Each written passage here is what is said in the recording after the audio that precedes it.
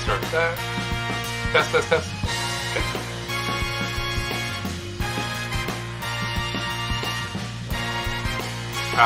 New. I muted that. Okay.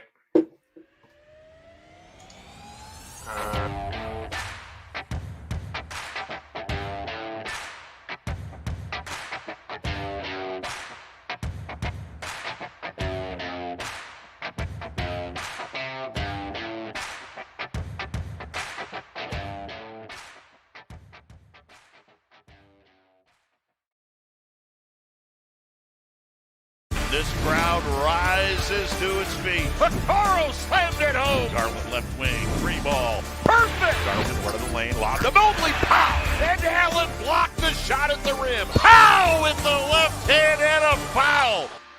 Welcome to the Chase Down Podcast, part of the Cavs Media family. I'm your host, Justin Roan. The Chase Down is presented by Fubo TV. Watch over 100 channels of live sports and TV for half the cost of cable. There's no contract and no commitment. Try for free at FuboTV.com. The Cleveland Cavaliers won their afternoon game against the New Orleans Pelicans, giving us a much-needed win after a very disappointing loss to the Minnesota Timberwolves. Joining me today is my co-host, Carter Rodriguez. Carter, how you doing, buddy? Good. We do not complain about wins, especially not ones with fourth quarters as fun as that one. I tweeted that I felt like they had to channel some 21-22 Cavs energy to win that game. You know, they had to try hard their way through it. The jumpers weren't falling for much of the game. Love continued to have a rough go. I thought the Pelicans played a really, really scrappy game. Like, they didn't give much. And I felt like the Cavs just kind of had to grind that one out, and they did. And it was I had a good time watching it. It was a little uncomfortable for stretches when they were kind of falling behind double digits in the late third, early fourth, but I did have a sense that one good stretch is going to be a knockout blow, and that ended up being the case. Yeah, I mean, it absolutely was a throwback to last year because you only got 3 of 9 from Donovan Mitchell for 11 points. You could tell he wasn't quite himself when he was out there, and then he seemed to have aggravated his groin and was removed after just 22 minutes. And for Mitchell to go out while you're still trailing and come away with the win was pretty significant, in my opinion. You get 19 and 8 from Evan Mobley, 24, 11, and 5 assists for Jarrett Allen. Jarrett Allen sneakily is starting to get more and more assists, and that playmaking is becoming a bigger part of his game. And then, of course, Darius Garland broke out of his slump in a massive way with 30 points, 11 assists, 6 rebounds, and a late steal as well. It was a throwback win to last season, and it kind of goes to show you, like, we talk about kind of the scheduling, which games look like schedule losses and wins. This game against the Pelicans, in my opinion, was absolutely a schedule loss. You're coming off a long road trip. You're only home for a couple days before you're taking off from Memphis to play on Wednesday. That first game back after a long road trip is always tough. New Orleans had an extra day of rest. I know they've been without Zion and Ingram, but they've been without those guys for a while now and still have been pretty good. This seemed like a game that I thought they were going to lose, while the Timberwolves game, I thought that was an absolute win. I thought that was a clear schedule loss. Third game in 4 nights for Minnesota. Second night of a back-to-back. You got guys banged up. Rudy Gobert leads the game. And honestly, like, the Wolves game, in my opinion, was the worst loss of the season this year, at least in my eyes. And for them to bounce back and get this win against the Pelicans, I think it matters. Yeah, I mean, it matters for a lot of reasons. They're in the standings race right now. They had fallen to 5th. I believe they're back up. No, they're not. No, they're still 5th. Dead even with Philly. Though Boston, man, just running away with the conference right now. They're up 4.5 games of everyone else, but they're a game back of the 2 seed right now. With Brooklyn reeling just a little bit without Kevin Durant. Yeah, and half game back of the 2 seed, right? Yeah, you're telling me, buddy. So like it feels like things are coming together for them a little bit. Like they are getting, even though they're having a rough stretch of play, like a lot of their peers around them are not playing their best basketball. Milwaukee's not playing great, so like you gotta hold pace as much as you can, which means you can't keep losing games you shouldn't lose. And this is, as scrappy as New Orleans is, they are still down their 2 best players. This is a should-win game, and they went out and took care of business, and that's what you want to see. Yeah, it absolutely was. And I think one of the biggest kind of chain reactions with this game was because New Orleans was down Brandon Ingram. That made it a lot easier for the Cavs to put Isaac Okoro on CJ McCollum. Oh, brother. If the Pelicans were fully healthy, it's easier to, I mean, it's more difficult because then probably Donnie would have to cover CJ and Isaac or whoever was starting at the small forward position would be on Ingram. This way, they were able to kind of put the guards on whoever they wanted. There was quite a few kind of non-threats for the Pelicans on the outside for the perimeter. They're just a lot of like-sized guys, you know? Like, yeah, but you can hide someone on Alvarado or even on Devontae Graham, who is clearly on the back end of that rotation. And then, there are other wings, Marshall and Murphy. Though they both had good games, neither of them are like, you can't put Donovan Mitchell or Jetty Osman or Lamar Stevens or whoever, or Karras. Like, those aren't guys you can't put out there. Yeah, and Isaac Okoro put CJ McCollum in hell. He put him in hell early in this game. He continued to bother him throughout the night. I actually thought Isaac had an awesome game. He made a few mistakes that kind of jumped out. The missed dunk where he almost got that to go down, and the traveling on the inbound. But the fact that he followed up those plays with big defensive stops, in particular the one where he stuck with CJ McCollum the whole time, kept his arms up, forced a wild miss, and CJ was so frustrated that he ended up getting a technical. That was a major turning point in this game, getting that stop and getting that free throw. That made it a 3-possession game and gave the Cavs a much more comfortable lead. And, I've been so impressed with the play of Isaac Okoro lately. I think his activity is way up. I think he's been a far more dynamic presence on the court beyond just the shooting numbers and things that we typically focus on. And I couldn't be more encouraged with how he's playing lately. Well, I feel like, I kind of felt like I had to push back a little bit on a recent podcast when we were talking about Okoro, because sometimes I do feel like we grade him on a very gentle curve because we're rooting for him so hard. Yep. Like we really want to see him do well. So when we see flashes or stretches of solid play, we go, "Oh, he's got it. He's good." And like I've been hesitant to go so far as to say like, "Oh, he's like truly impacting the game," when really he's just back to being functional. I thought this was one of his most impressive games of the season. He took the threes that he absolutely needed to take. Mm-hmm. Took 4 in his 29 minutes. Up there. I'm still fighting this cold, bro. I'm still fighting this cold. And I didn't see him knock down 2 of 4 threes. If you're watching on the YouTube, you might have noticed I took you full for a minute so I could go blow my nose, because I forgot to blow my nose before this. I just got like a well of just bleh, hanging out right here. While we're derailed, you putting me full screen there, which the audio listeners have no idea. It's fine. I'm sorry to be self-indulgent, but you putting me full screen made me feel like you thought I was going to say something that was brilliant, and I was like, "Oh God, I don't really have that much here." Well, bro, let me tell you something. There was a stretch where like ambitious producer Carter was always going to be cut into singles of the two of us when we were making big points, so the pod would feel more dynamic, and I just don't do it because I forget, because it's just more work, and we're long-winded, we are so long-winded. Speaking while we're even further derailed, trying to find clips, video clips to post is a damn nightmare, Justin. We don't have a take for less than a minute and a half.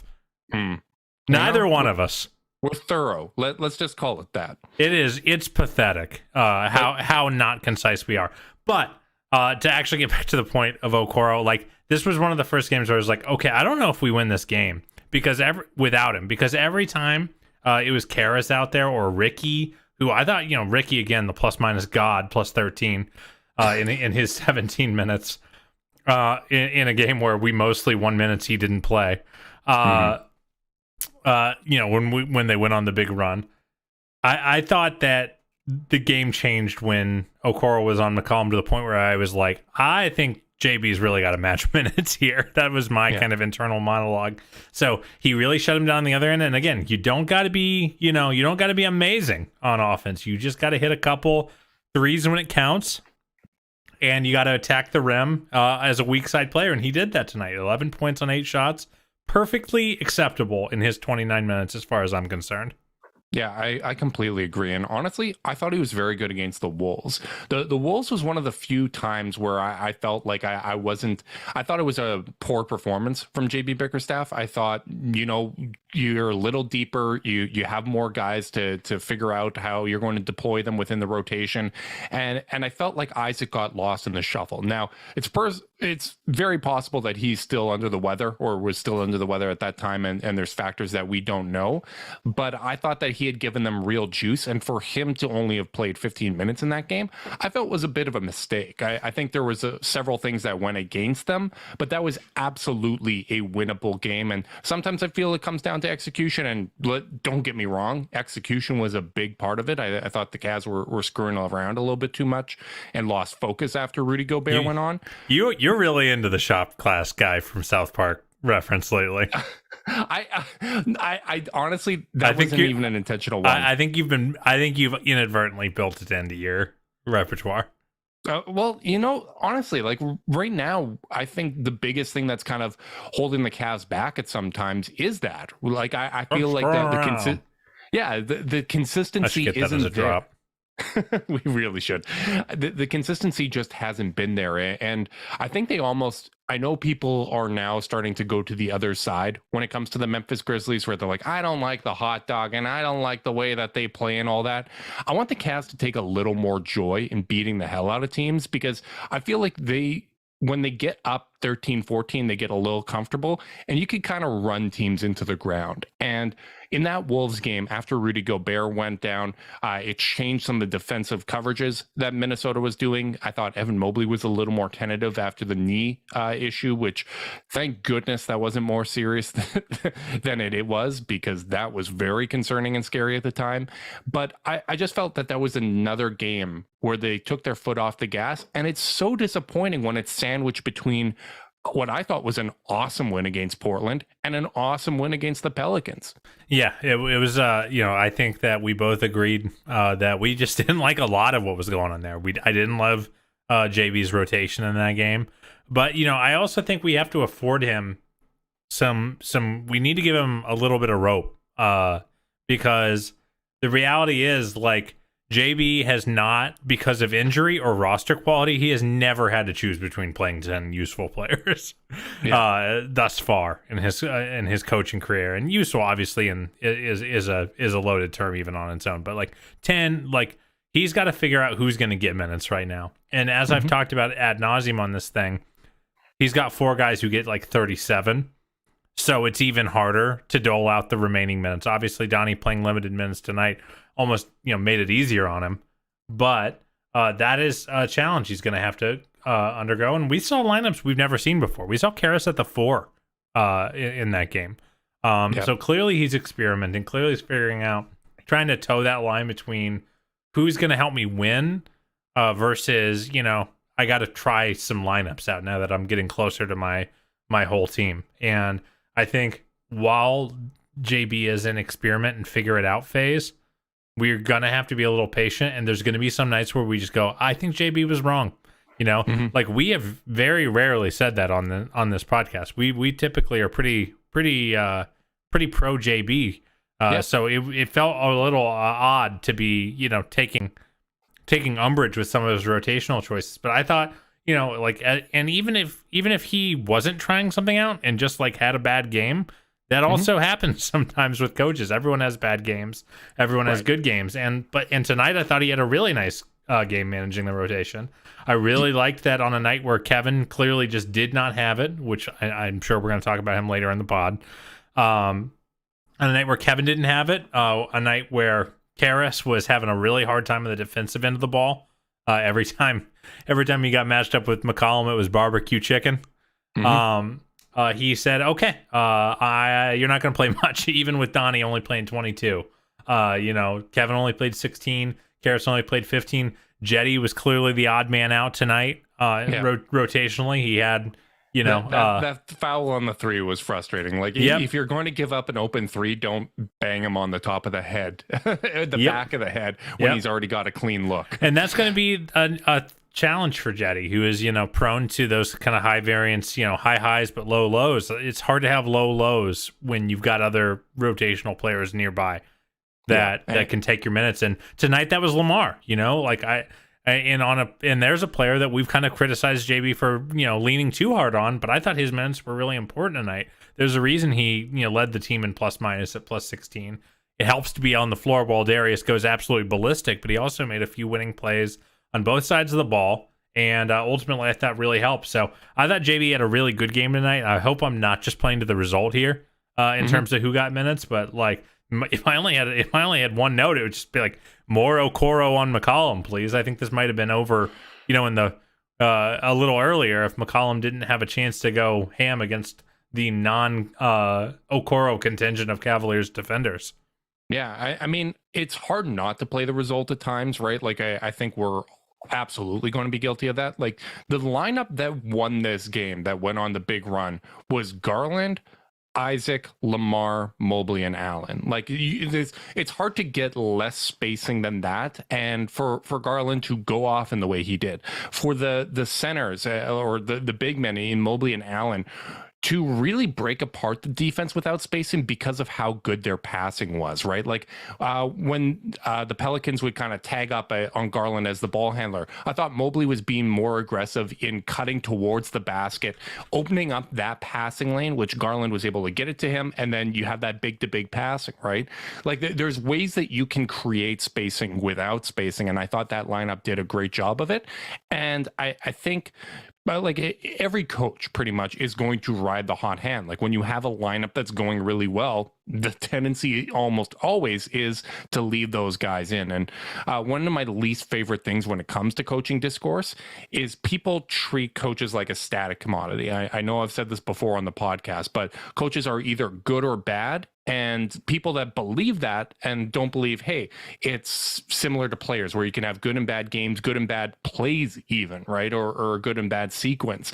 The people that believe they're static commodities, any evidence, any mistake is proof. There you go. The coach is to blame for everything. He's not doing a good job. I think this team's overachieved with the personnel they have. I think they've done a really good job. I think JB's done a great job overall. But I find that the coaching discourse, because people don't understand what's going on half the time, and so many of the plays are camouflaged and disguised in so many ways, it's so easy to put blame always on the coach, because we've come to a point, and I blame debate shows for this, we've come to a point where like winning and losing has become a character trait or a genetic trait. So therefore, if a team loses, we don't want our players to be labeled that they don't have the clutch gene, or that they're not winning players. So therefore, we need to blame someone that isn't the players, when oftentimes it comes down to execution. Like, I would say with the Cavs' recent play, a lot of the time recently, they just need guys to play better. And that starts from the top down with Darius, Mitchell, and I know that there's circumstances there. They're playing through a lot and giving great effort in those spots, but if the guys at the top are playing better, it makes everything else easier for everybody around them. Yeah, and I think tonight was a great example of that. I think Darius, Jarrett, and Evan won them the game. I can give as much credit to Okoro as I want, but like, those three were unbelievable. Mobley and Allen combined to go 17 of 22 from the field. Perhaps just as importantly, 9 of 10 from free throw. They weren't clanking free throws. Thank you, fellas. The rebounding was really, really great. 19 boards, 5 assists for Jarrett, 2 steals for Jarrett. This was a masterclass out of Jarrett Allen, I must say. The hustle play where he was diving out of bounds, went parallel and threw it back to Okoro, like, that is a big time winning play. And for this circumstance where you're on short rest on the end of a road trip, to come in and give this kind of effort at the end of the game, that really speaks a lot to the heart and character of this team. I know it is cliched, but they didn't want to lose this game. They probably knew, hey, we let that one go away in Minnesota. We should have won that game, and they came out flat tonight. Like I didn't think that they had a great start to the game. I didn't think that the effort was really high, but throughout the second quarter, you could start to see they were building a little bit of momentum. They were starting to have a little more fun out there. They were playing harder and harder. And at the end of the game, they just outbattled the Pelicans. Like that's what it came down to. The 50-50 balls went the Cavs' way. They responded to absolutely everything that the Pelicans threw at them. And I thought it was a really impressive win. Yeah, and just to go back to Jarrett and his passing, I don't know if it's reps. Just he's just been getting. I find that the Cavs are often in an interesting spot where Evan might be the better passer of the two, but because Jarrett's such a better screener, we often see Jarrett be put in the short roll more often than Evan. And you would think, okay, we got to find Evan in the short roll so he can, be a savant. But I think an inherent byproduct of that is Jarrett has so many more high-low reps than he used to as the high man with Evan in the dunker spot. And I think they're starting to see some dividends there because last year I felt like Jarrett would make the right read with the right touch. I'd say like 60% of the time. Like he wasn't bad at it last year by any means, 70% of the time. But, oftentimes it would be the right read, but he'd throw the lob, 10 degrees too high. Evan would have to really go out of his way to catch it. And, it would be up to Evan to make a difficult finish at that point. Or he would, pre-program. He would say, okay, I've been trapped, so I'm going to catch, I'm going to turn, I'm going to hit Evan. And, wings would come in and vulture it and pick off passes. This year, I feel like he's making the right pass so much more. On plays where they come down and take away Evan in the dunker spot, Jarrett was there to kind of swing the ball out to Isaac, who'd been abandoned in the corner. I just think his feel for the game and his location on the passes has been really, really good. I've said this a few times, but passing is really two skills that people pretend is one skill. Skill one is seeing the floor. Skill two is making the pass. And I think he has gotten worlds better at both this season. And that's just a byproduct of reps, I think. Yeah, I agree. And I wouldn't be surprised if that's accompanied with, putting the work in the film room, right? Like coaches highlighting, hey, this is the way that teams are defending us when we're running these pick and roll actions, right? Like teams are more aware of the lob, right? Like they're doing a lot of things to take away the bread and butter that the Cavs had last season. And the growth he's had, like as a playmaker and the vision, I think it's really been impressive. And it's almost as impressive as the video and audio quality that we get from Zoom. Support for this podcast and the following message comes from Zoom. 500,000 businesses connect using Zoom, a single platform for phone, chat, workspaces, events, apps, and video. Zoom enables real-time collaboration for teams around the globe. Zoom, how the world connects. Carter, since we last podcast, I kind of feel like we got two guards back because we got Ricky Rubio back. We haven't podcasted since he started playing. And today, Darius Garland threw off the thumb sling and he looked like himself for the first time in a while. I like that he was taking more threes. I thought he was still a little tentative at the start of the game. And I thought that it was maybe a continuation of what we've seen since he had that thumb injury, which let's just, as an aside, it's brutal that while we're already down Dean Wade, who's one of our shooters, you also have Kevin Love, who's been dealing with a thumb injury on his shooting hand. You have Darius Garland, who's been dealing with a thumb injury on his shooting hand. And Donovan Mitchell, who appeared to have tweaked his groin in Phoenix. I don't know if that was connected to what happened today against the Pelicans. Was that when he did the splits? Yeah. But even if that's not connected, has been battling a little bit of illness and the flu. Like all of our shooting talent is compromised in some way at this point.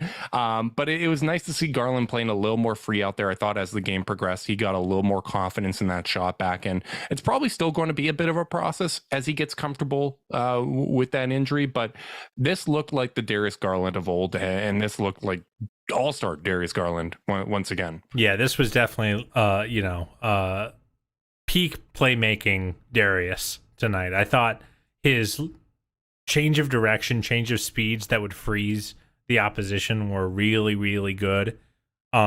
He generated quite a few assists that way by just holding that help defender, that one extra beat to be able to throw Jarrett a lob. I I forget who it was in our Discord. Someone was like bemoaning the fact that he doesn't throw lobs to Jared anymore. And like, oh, he only gets them on broken plays now. Well, he had like 4 today. So, I guess you can not worry so much about that. I just thought he was awesome. I really thought he had total control of the game pretty much the whole way. And it was really nice to see because, man, when he's on and controlling a game like that, it just gets real unfair really quick. Yeah, absolutely. And the other throwback aspect of this game was I felt like there were times last year where Darius would start out 2 for 8 or have kind of a brutal shooting start to the game. And then as the game progressed, he was kind of forced to remain assertive and take those shots, and he would shoot his way into an efficient game. And this felt like one of those games once again. Like, he didn't have a good first half, but in the second half, he had 25 points, 8 assists, 4 rebounds. Those 2 offensive rebounds late in the game were huge. He was rebounding like TT out there. And then the 1 steal, as I mentioned, like that is what we need to see from Darius. Like, he needs to remain assertive even on nights where he starts off cold, because he can get hot in a hurry. And that's something that we've seen even with Donovan Mitchell, where Mitchell doesn't necessarily have a great start to the game, but he remains assertive. He still hunts for his own shot. When Darius started hunting for his own shot, that opened up the playmaking opportunities to everybody else. Like, the 25 points helped open up the 8 assists, whereas in the first half, there wasn't as much playmaking. Like, I thought he was still taking some shots, and overall, he was playing a decent floor game. But when he's really assertive, that's when all of a sudden he's able to make those reads mid-play where, can I go up for the lob, or am I throwing the floater up, right? Like, that split-second decision that he's so good at making.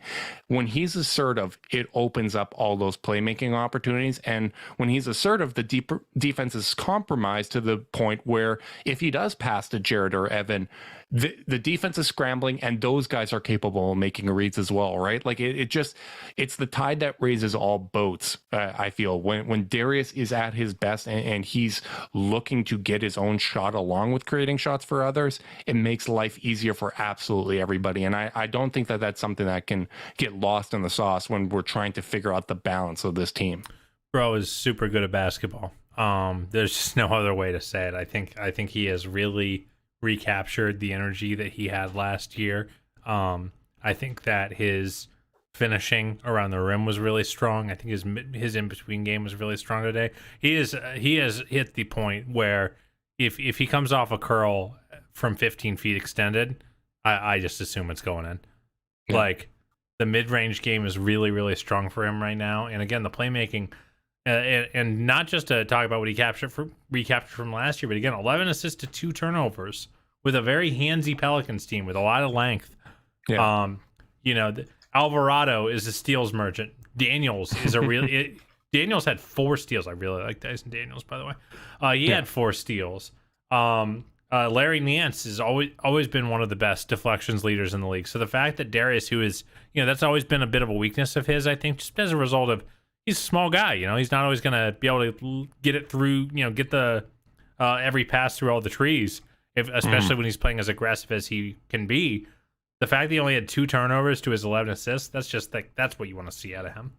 Yeah, and I don't want this to sound like I'm saying this is the first time he's looking like an all-star since last year, because there's been these weird stretches, and for whatever reason, it seemed to line up when he's on the road, where you go on that West Coast trip early in the year, and that's when he's under the weather.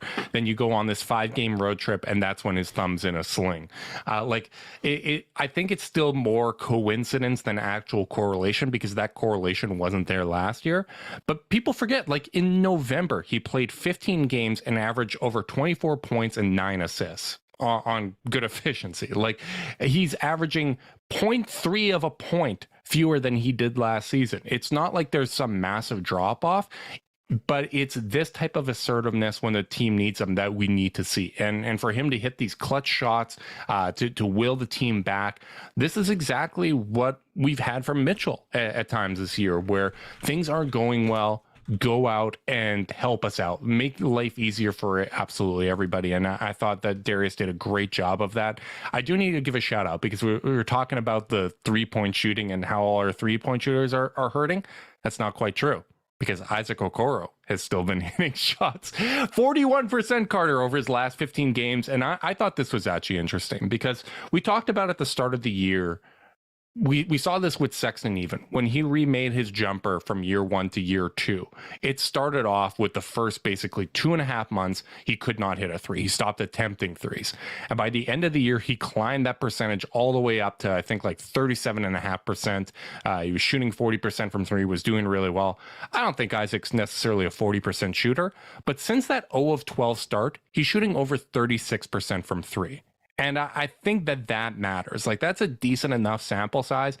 And it's getting to the point where you can tell there's more air under the shot. That corner 3 ball looks good. Defenses still aren't respecting it yet, but the fact that he's taking those shots, I think, really matters. And he's taking them in high leverage moments too. That matters almost as much to me as anything. Like, he's hit 2 or 3 really important fourth quarter threes. And he's taken a few other ones. And I'm not expecting him to hit them all, but like, as long as he's willing to take that shot, and because it's so painful, and when the intensity is ratcheted up in the late game, to generate a good look on an in rhythm catch and shoot wide open 3, and when that player doesn't take it and they record scratch it out, and you have to start over your possession with 8 seconds left, it's very rare, even if Isaac isn't the best shooter in the world, that you're going to generate a higher point per expected points per possession than you were going to get there. So his willingness and not being afraid, frankly, is more important to me than anything. Yeah, because that's like the mentality thing, right? Like, if someone is scared to take those shots, then you start to trend into like the Ben Simmons or Andre Roberson, stop passing to him too. or Matisse Thybulle discourse, right? And I like to point out that Isaac is still the same age that Thybulle was in his rookie year. Crazy. Actually, I was listening to Zach Lowe and Bill Simmons, I think it was, and they were talking about the discourse around Larry Markkinen, how people are ripping Chicago and saying, like, how do you give up on a guy that's that young? It's the tried and true story in the NBA of giving up on a guy too soon. He goes to Cleveland. They put him in the small forward role. It opens up something in his game. He gets a full off season of practicing at that position, and now he's in that all-star conversation in the Western Conference, which could not be happier for Larry. But it makes me think, Larry's 25 years old. Isaac is 21 years old. Like, we understand that things are supposed to take time, but then all of a sudden when we're at the point where we're watching games, we become obsessed with only the present. And I think that this growth that Isaac is showing is really meaningful. And honestly, the takes he's taking to the basket, like there was the Euro step in the Portland game. That's a play you don't see some of the guys that he gets compared to, like Thybulle or Roberson, ever make. I still like to point out that Isaac's made more threes in his career than Roberson ever did, by the way. But like, that's the type of assertiveness, the drives, the finesse that he shows around the rim. Like, there's touch there. And I think as the 3-point shot is starting to come and defenses are respecting him more and he's remaining assertive, it's opening up all these other aspects of the game. And I couldn't be more thrilled, because you're right. I do grade Isaac Okoro on a different curve than other players. I will own up to that, because what he does, if it clicks, makes such a huge difference to this Cavs roster. And everything you hear is this guy works his butt off. That he's dedicated. He's wants to be here. Wants to be here. Everyone seems to love him. I love the Donovan Mitchell, Isaac Okoro singing in the tub IG videos. I'm here for it all. So I'm rooting for him to put it together, because that remains our best path to an internal option at the wing position. Like, I think Dean Wade can be part of that rotation, but Isaac's the one, in my opinion, that still has some kind of upper level upside to become a real plus starter. Well, I mean, I guess the question that you kind of want to ask is, like, so assuming that the core 4 are going to be here for the next 5-6 years, ideally forever, but let's just say 5-6 years for, timeline's sake, how many plus wings do you need around them to be a true contender? I think the answer is probably 3 or 4. And those wings can fly, maybe 2-2-3s and 2-3-4s, in those archetypes. And, if you have Dean and Isaac as two of those, and, I think Karras is, the book is still out on Karras. I think there's no way around that right now, in terms of, I've said it a few times, like he's helpful when he's helpful, but it is still a bit of, even when he is helpful, sometimes I worry it's a bit of a, square peg round hole kind of situation with him.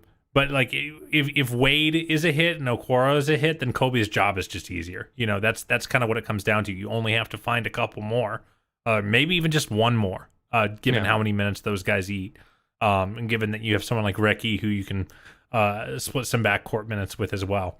I'm just super encouraged. My urgency to trade for the next starting small forward of the Cavaliers is really low right now. And like when me and you talk privately about like roster upgrades and stuff, that's why I'm just kind of looking for skill set stuff as opposed to like, I'm just looking for a guy who can shoot just to help grease the wheels for everyone. But I'm not like, they must be good enough to be the starting small forward, or I'm not interested because that's or like they must have these characteristics. No, I'm just looking for ways, for helpful wings at this point, because I do like what they have in Dean. I do like what they have in Isaac. Yeah, and honestly, even if Isaac pans out and reaches his potential, that doesn't necessarily mean starting small forward for the Cavs, right? Like you're always going to have more than just the starting five. I think people get too caught up on the starting five, but if he's that first wing off the bench, that kind of like 2-3 flex, and let's say you do have a movement shooter at the small forward position with a little more length that just works better, and for the sake of balancing lineups, he's coming in off the bench. Like in some ways, it's similar to the conversations we'd have with Colin, right? Like it all comes out to having 48 minutes of very good lineups and configurations that can all work. If Isaac is kind of that, and I know people scoff at it, and I know he's not the playmaker, but Andre Iguodala type role off the bench, right? Where he just gives you a different dynamic and is that disruptive point of attack defender that can hit some threes and do a lot of things as a Swiss Army knife. That's a really, really valuable piece to have. And like you said, it makes Kobe's job easier and it makes JB's job easier if he's got a more dynamic defensive wing that can come in off the bench. And if this 3-point shooting holds, like even if it's what we've seen since that 0 of 12 streak, which is like 36% shooting. You look at like the per 36 numbers, he's taking about 4 threes a game. If he's playing like 28 minutes a night, taking 4 threes a game at like 37% with his defense, and all of a sudden the improved rebounding and steals and blocks and everything else he's doing, that's a really, really valuable player and a helpful guy to have in the rotation. Yeah, especially if he's going to defend like this, And the other thing about his night tonight, 1 foul. He was very much in control. Didn't get his hand caught in the cookie jar at all on McCollum, and just super impressive. And now I think we got to kind of talk about someone who's having a really rough go, and that is our boy Kevin Love, who is having just a nightmare January. To call a spade. And kind of what's your level of concern at this point? Is it just wait till the thumb, wait till after All-Star he gets a week and a half to just let the thumb heal? Or are you getting a little more concerned? I'm more bummed than concerned right now. Because even looking at the start of the year, I thought he was very helpful for the Cavs. But at this point, like I kind of feel like you need to almost deploy him in a Jetty-like way, where if it's just not there, you might have to give him a quicker hook and play small ball. Like this would be a lot easier if Dean Wade was out there. But in the moments where you don't have Mobley and Allen, maybe you do go to Lamar at the 4. Maybe you even try Isaac playing a little bit at the 4, or Karras as you did before. But I think I'd prefer Isaac just from a strength standpoint. But you might have to go other options and just play a little bit less. Like I still think you got to give him some stints and some looks, because I think he is still a steadying force at times, and he does get the rebounds, and he is still capable, and you want to give him the opportunity to get out of this slump because the upside of if he's playing like himself again is still meaningful to the team. But I think when you're in this kind of rut that he's in right now, it kind of, I don't think he necessarily needs to have as guaranteed of a spot in the rotation as he did before, but I still want to see him at least out there a little bit, giving him opportunities to try to work through this. And who knows, like maybe when Dean is back, you're able to give Love like a week off to just kind of rest and recuperate. Like I don't know what would be best for him. Obviously, we have no idea what the medicals are. I don't know if the thumb's feeling better at this point, and it's just kind of a confidence thing and one of those slumps. But right now, I just think the only real answer is just kind of a little bit of a shorter leash for the time being. Yeah, in 8 games in January, he's 16 of 60 from the field. He's 6 of 36 from 3. He has only shot 11 free throw attempts in those 8 games.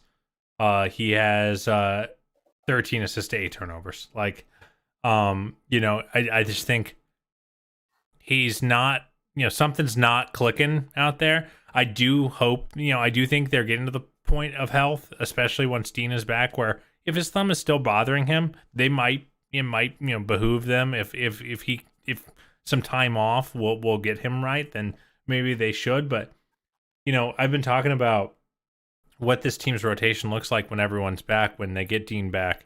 And I've kind of assumed either Jetty or Isaac was going to be the odd man out of the rotation. I don't think you can take Isaac out playing the way he's playing right now, and with the kind of the investment the org has made in him.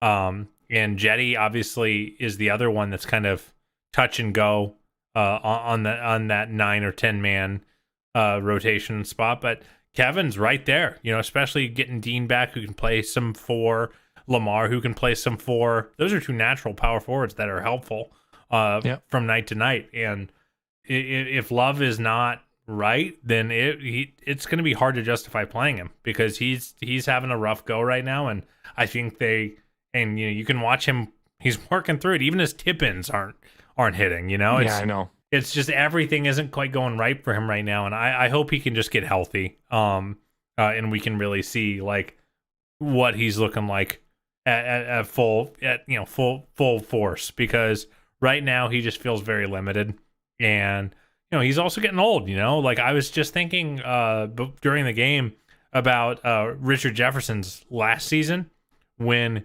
every 1 out of every like 5 nights he would be awesome, and I'm like, oh, there he is. But he just couldn't get it. He just didn't have it every night anymore. And like Kevin is getting to that point in his career where it's not going to be the consistency that we saw even 2 years ago when he was healthy and on the floor in terms of what he can provide on a night-to-night basis. And I think JB's going to have some tough rotational decisions, because like when you're not a top 3 team in the East, top 4 team in the East, you can get away with sentiment. Like sentiment goes out the window when you're trying to win. It just does. And it'll be very interesting to see if he can kind of re-find his footing. Because if not, like it's just going to get crunchier from a minutes perspective. Yeah. And honestly, like I still think he's moving around pretty well on the court. Like I think he's pulling down boards. Like you said, he's active. He's getting good looks. That's what sucks.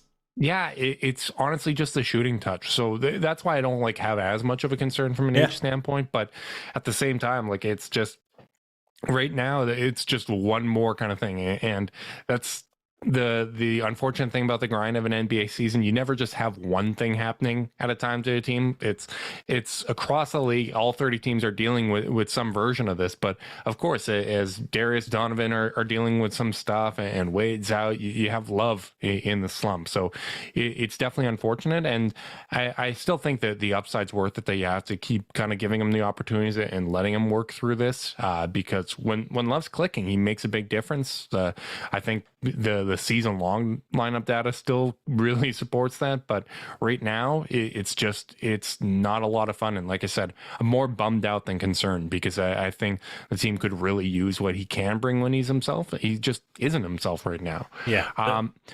Yeah, go ahead. No, I was just gonna echo. You can keep us moving. All right. Well, we did one side of the coin, where since Isaac's 0 of 12 start, he's shooting 36%, over 36% from 3, which is awesome. let's take a look at the other side, which is the Cavs record, because the Cavs got out to an 8-1 record, and since then they are 12 and 16. That would be really bad. 20 and 16. So 4 games above 500 since then. And I want to know, what do you make of the Cavs record since that hot start? Yeah, well, it's one of those things where, especially heading into the night, they were 19 and 17. You look at it, you're like, oh, that's darn 19 near and 16. They didn't lose a loss too. Yeah, sorry. Pretty approaching 500 ball, or in the neighborhood of it, closer to, what they were last year, which was a 44-win team. They were 3 games over 500. So part of me was wondering, like, how much stock do we put in that? The fact that you don't, obviously you take away any team's best stretch of the year, they're going to look worse, duh.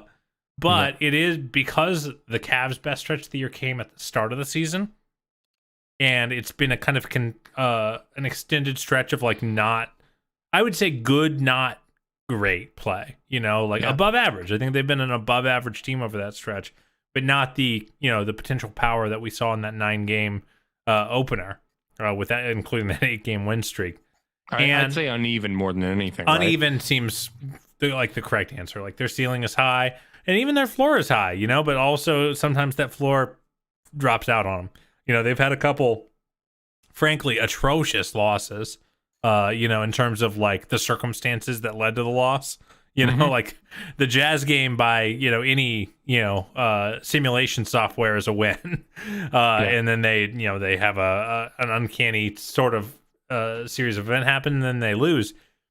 So I don't know what to make of it, but I do know that the metrics still really like the Cavs. Even over the stretch, you'll do like a last 10 games. They'll be, 4th or 5th in net rating. So I think that we hit a spot where at the beginning of this season, when they win 8 games in a row, I think they were probably outperforming, who they were, especially since Garland wasn't playing. And they had some tight wins then too. They went to overtime twice. Yeah. And now I think we're kind of seeing it flip the other way, where whether it's some, bad luck with opponent shooting that we've seen, and variable other things where it's like, hey, they're kind of their record actually is underperforming their metrics. So I'm not worried, but I thought it was at least noteworthy. This is a pretty long stretch of good, not great play for a team that we think can be great. Yeah, and if they keep winning at this 20 and 16 win clip, that if you exclude the 8-1 start, that would get them at 49 wins, because there's 37 games left. You'd win 21 of those games. So quick math on that, 21 and 16. Which, I mean, that would be a disappointment. I think that would be falling short of expectations. I will say, I think at some point the Cavs have another winning streak in them this season. Like, that's one of those things, right, where you go out and you win 6-7 games and all of a sudden it just changes absolutely everything. But right now, the reality of this team is that they have been uneven. They don't have a lot of losing streaks. They rarely lose back-to-back games. And we're seeing that even now, right? Like, good win against Portland, lost to the Timberwolves. Jazz loss was bad. Bounced back with the Pelicans. We're probably going to see that even the rest of this week looking at it. Like, Memphis has won 10 in a row. You're traveling there. You might not have Donovan Mitchell. That's an absolute buzzsaw of a team.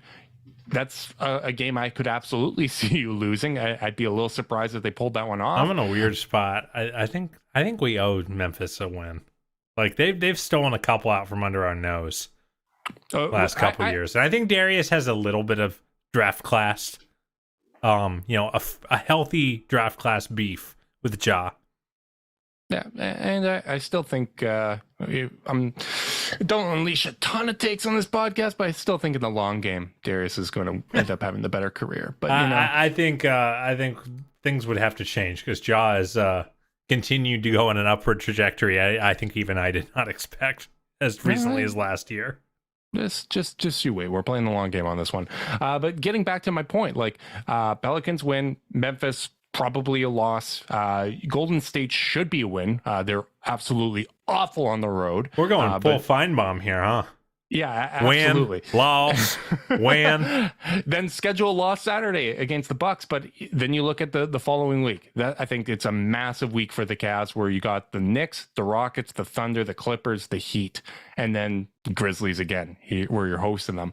But like that's a spot where you could absolutely string some wins together. And I think right now we're just getting uneven play from the Cavs, and they need to be better, because I think you and I both feel that this is a team that can make some noise in the playoffs, win a round. But the best way to win a round is by winning these regular season games, by actually getting yourself in better position. So you're not playing as tough of a team in the first round. You're building some chemistry. You're actually developing better habits. And like I said, I think the Cavs need to get just a little sharper and kind of get a little more joy out of running teams into the ground, because I feel too often with these bad losses, it's been taking their foot off the gas and leaving themselves vulnerable to another team getting hot. Like, well, Bally showed that they lead the league in 10-point comebacks for victories. They have 11, and I'm like, that's not a good indicator. This team shouldn't be down that much, that often. It's such a wild season because they have that stat, and then they also have the most double-digit wins, right? Like they have the best fourth quarter record, but they also have these games that they've given up, right? Like it's just the positive indicators, like to actually accomplish what they've done in fourth quarters and close out these teams, I think is more meaningful because it's tougher to do that, right? Like it's tougher to have the variance on that side. It's much easier to take your foot off the gas and someone overtakes you, right? Like, I just think that a little bit sharper focus, really prioritizing these games, getting through January. If you can get through January, the rest of the month with an above 500 record, I think that's a win. And then you can start making some noise in the following months. But I do think it's worth noting that they are playing uneven, but I think that 20-16 reflects who they've been, which is a team that doesn't lose twice in a row often, but has been alternating wins and losses for a while now. Yeah, absolutely, man. It's a team I really want to see develop over the next couple months, especially as some teams start to kind of see their season slip away. The Cavs will be in a tight race and for the top of the East the rest of the year, unless they take themselves out of it by losing too many games. So their incentive is not going to go away over the course of this as this regular season winds down. So as other teams' incentive does go away, go take care of things. Don't let them play spoiler. You know, the Wembanyama sweepstakes will only heat up as things get closer and closer, especially post deadline, when we kind of see who the true buyers were and who the true, like, maybe someone can, you might see someone start getting shut down for the year. So I'm very excited. Those final four games against Indy, Orlando, and Charlotte. It's better than playing Portland a bunch at the end of the year. We better have one 4-game win streak left in us. Oh, that is very fair. I think we got a couple win streaks left in us, Carter. I think the most fun part of this Cavs season is ahead of us. I think as you're reintegrating Ricky, as you reintegrate Wade, there's going to be some bumps on the road. There's going to be an adjustment period figuring out the rotation. But once this all starts clicking, I think that this Cavs team is going to go on a run. I'm still a massive believer in what this team can do. Right now, they just got to stop being their own worst enemy at times and just find that little bit of consistency. So big thanks to everyone that tuned in live on YouTube. We really do appreciate you guys. Make sure you're liking and subscribing, clicking the notification bell so you know when we're going live. If you're listening via podcast and you want to support us, you can leave us a rating, leave a review, subscribe, unsubscribe, resubscribe, and help cook those books. If you want to be part of Chase Down's exclusive Discord chat, send a screenshot of that review to chasedownpod@gmail.com. However you choose to support us, we really do appreciate it. Make sure you guys are staying safe out there. Until next time, go Cavs.